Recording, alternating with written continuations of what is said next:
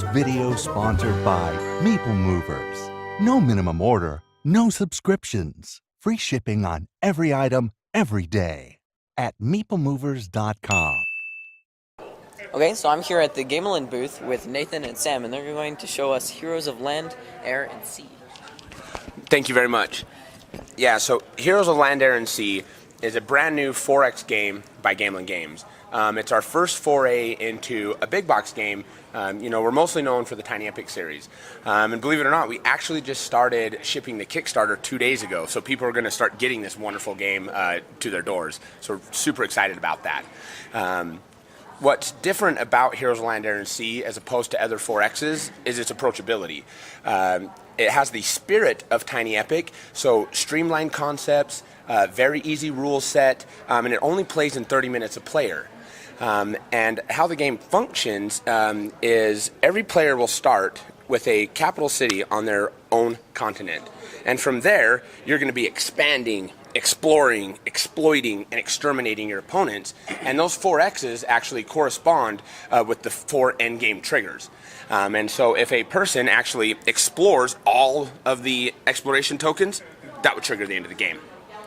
If somebody expands all of their non-hero population, that actually triggers the end of the game. If somebody can exploit and build towers on 3 separate continents, that is very challenging but very rewarding, triggers the end of the game. And then, of course, good old-fashioned extermination, take out another player's capital city. And then, Sam, if you want to tell us a little bit about how the capital city board works and maybe how the rounds work. Absolutely. I'd love to.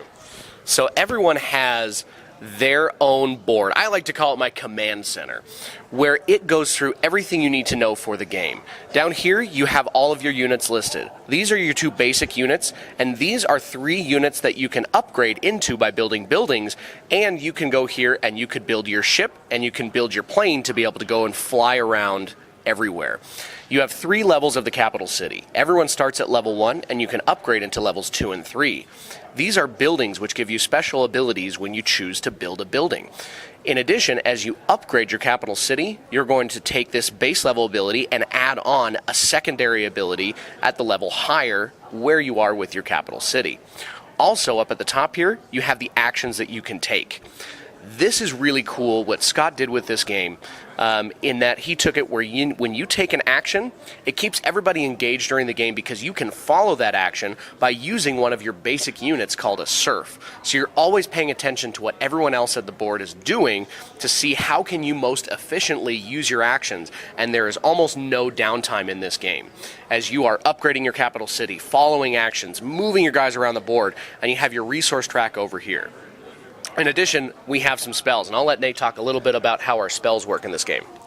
Yeah, so Heroes of Land, Air, and Sea, it's all about victory points. Most victory points at the end of the game wins. And again, because there's 4 different X's to this game, it's not all combat-oriented, but combat is going to be a great way to score in-game victory points. The spells that you're going to be able to learn that can be used on your turn when you cast, maybe you need some additional resources, but maybe you can hold on to a handy combat trick and get your opponent when they don't expect it. Another great way to score in-game victory points. But at the end of the game, you're going to score victory points based on what you've recruited, the buildings that you've built, and how much land that you've been able to actually conquer. What you're seeing here is the base game of Heroes of Land, Air, and Sea, along with the expansion Order and Chaos. So you're actually getting a 1 to 4 player board and a 5 and 6 player board extender. So the game plays up to 6 players, 30 minutes a player, like no other 4X out.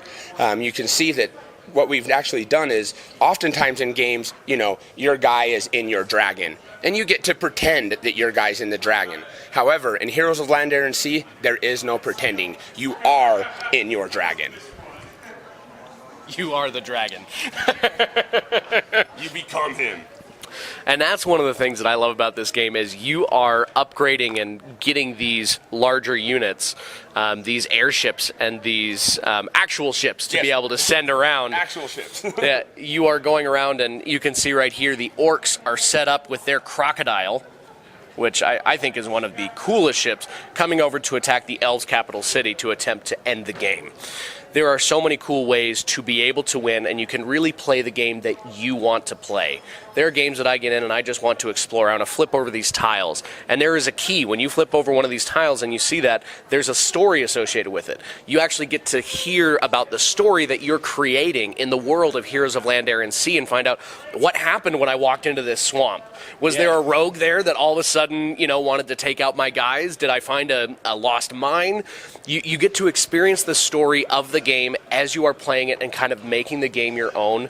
And the stories that come out of playing this game are awesome. I've been telling all weekend, we played a game earlier where Nate was the elves and he was just going around and attacking everybody, and the orcs built up with that exact configuration and took out his capital city. Yes. And it's just those stories that when you're playing the game you remember, and you just talk about over and over and over because they're so great. Right. It's the you're the ultimate tactician. You're back in the war room and you're like, okay guys, we need to protect the mountains to the north. We need to get our navy to come over and attack this tower, and we definitely need to get more farms because our people are starving. And so you are really executing a realistic, real-time war strategy and executing it.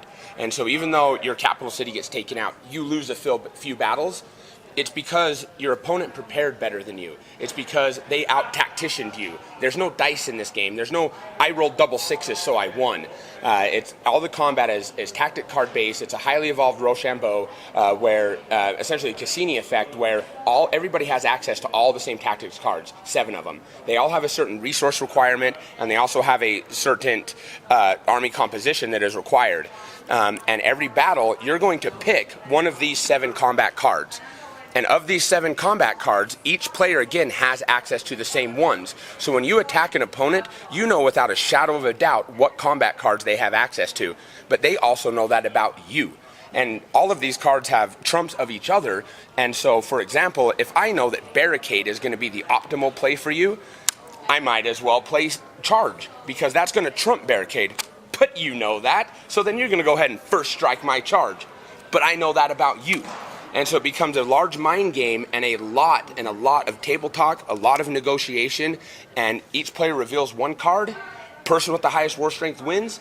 Loser, half of their army, back to the capital city, back into the fight. And again, win or lose, you're getting victory points for combat. All right. Thank you. So you said this is a 4X game, and I've seen that most 4X games also have a 5X, expensive. So what is the price point of this? So the MSRP of Heroes of Land, Air, and Sea, the core game is 100, and it gives you the orcs, the elves, the humans, and the dwarves, and it gives you the 4-player board. The expansion to Heroes of Land, Air, and Sea, Order and Chaos, gives you the 5th and 6th-player board extender, but 4 brand new factions. And again, we really bring the Order and Chaos with the lions and the undead, and then the lizards and the goblins. And again, each game, 80 highly detailed miniatures. The pre-painting that you actually see here, this was something that was part of our Kickstarter, and these are pre-painted by our factory. And so if you Kickstarted a deluxe copy with pre-painting, this is what your heroes will look like inside of your game. Okay. So when will this expansion be available in stores? Yes. So Heroes of Land, Air, and Sea, again, we're wrapping up the Kickstarter fulfillment now. We had a furious amount of pre-orders. The reviews are in, Dice Tower Seal of Excellence, and we have just furiously went through these pre-orders. We expect to be able to launch some copies into retail in April, but I would look out for Heroes of Land, Air, and Sea on Gamelyn Games Facebook for updates when you can get the game. All right. Thank you. You're welcome.